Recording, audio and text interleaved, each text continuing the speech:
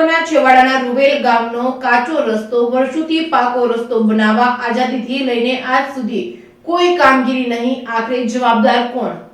સમગ્ર ગુજરાત અને બનાસકાંઠા જિલ્લાના કાંકરેજ તાલુકાના રૂવેલથી તેરવાડાનો કાચો રસ્તો વર્ષોથી પાકો રસ્તો બનાવવા માટે બંને ગામના લોકો આતક પક્ષીની જેમ કાગડોળે રાહ જોઈ રહ્યા છે।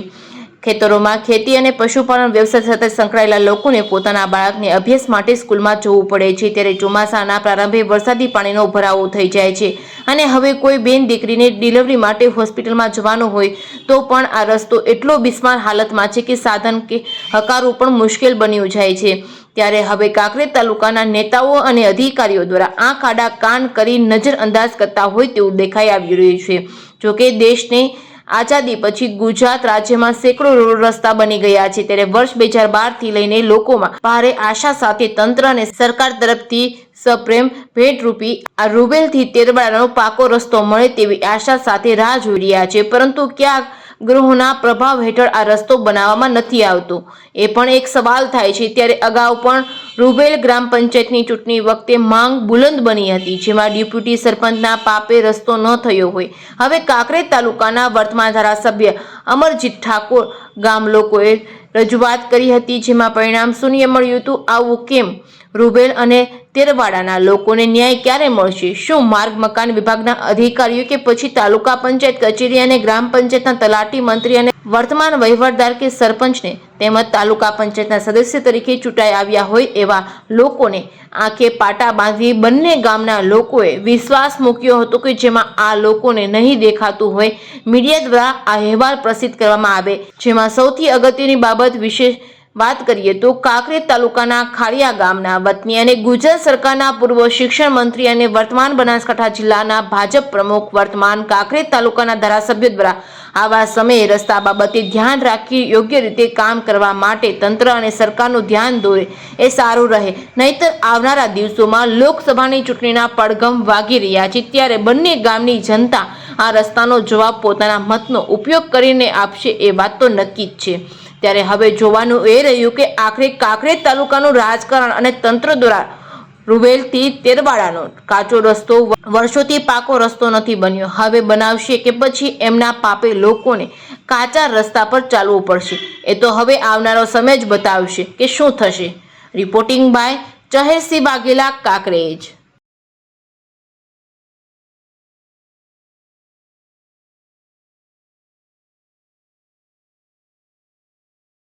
રૂવેલ થી તેરવાડા રસ્તો જવા માટે બહુ અવારનવાર તકલીફ પડે છે, બહુ અતિશ એટલે માણસોને આ તારી માનો કે કોઈ દૂધ ભરાવા જવું, કોઈ ડિલિવરીના કેસ, જે કેટલાય કર્મચારીઓ બદલી જા, કોઈ અધિકારીઓ બદલી જા, કોઈ અમારી રાહ સાંભળતો નથી। નિશાળિયા બીજો ત્રીજો તલાટી કે સરપંચ કે પ્રમુખો કોઈ અમારી રાહ સાંભળતો નથી અને અમે એટલી તકલીફ પડે છે, કોઈ સાર લાવવી, કોઈ બળતર લાવવું, કોઈ વસ્તી બહેરા માણાને એટલી તકલીફ પડે છે કે કોઈ હદે જ નહીં, પણ અમારી કોઈ રાહ સાંભળતું નથી। શું નામ આપનું? આપણો રાયચંદભાઈ રારસીભાઈ રૂવેલ। તેરવાડા જવા માટે રસ્તો બહુ ખરાબ છે, અમને બહુ તકલીફ પડે છે, કોઈ અમારે જવાનો ઈરાદો નથી, તો અમારી વિનંતી છે આ રોડ તૈયાર થવો જોઈએ। તેરવાડા વાળો 3 કિલોમીટર દૂર છે।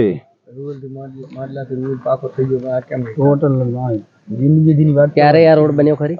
ચારે નહીં બન્યો ને, ચારે નહીં બન્યો કે ખરી કે આવો તૈયાર થઈ જાય પણ કઈ તૈયાર થતો નથી, એટલે અમને બહુ વિનંતી છે કે અમારો આ રસ્તો તૈયાર થવો જોઈએ। રેડી?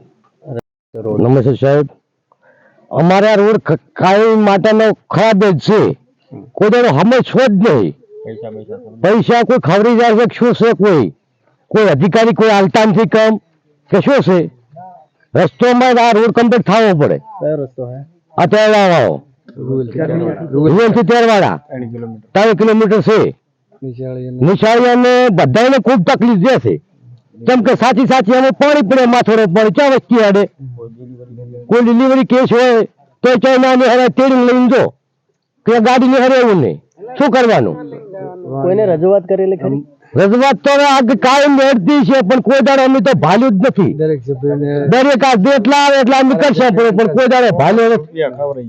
હા, અને હવે થાય તો અમારે તો જે થાય એની માંડલાથી હજી સારું જ છે. માંડલાથી રૂવેલ સાહેબ પાકો થઈ ગયો, પણ આ કેમ નહીં થતો? હા, બધે ગામો ગામ થઈ ગયા, આ નહીં થતો. વર્ષો જૂનો રોડ પડ્યો છે. બધા ગામો ગામ થઈ ગયા, ક્ષેત્રમ ગાવાના રોડ થઈ ગયા, અને આ મેન માર્ગ છે કાયમી રાજારી, તો નથી થતો રોડ. શું કરવાનું? બાબર દિવસ જવા માટે તકલીફ પડે છે. વિનંતી કરો છો કે રોડ બને? સરકાર પાસે તો છે રાજ્ય થાચા. હા, હવે કોઈ માન્યું લે તો ભલે.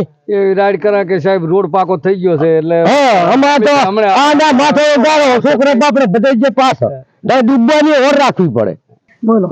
રૂવેલ થી ત્યારવાડા જવા માટે અમારે કાચો રસ્તો છે, તો અમારી માંગ છે કે આટલો રસ્તો પાકો કરાવી આપો. સરપંચને, ધારાસભ્યને અમે બધાને કઈ થાકે, પણ અમારી રાઈડ કોઈ સાંભળતું નહીં. અમારે ચણચણા બાળક નિચાળે મૂકવો હોય તો પણ અમને ડર લાગે છે. આટલા માટે અમે વિનંતી કરો છે કે અમારે આ રસ્તો પાકો કરી આપો. શું નામ આપનું? નીતાબેન.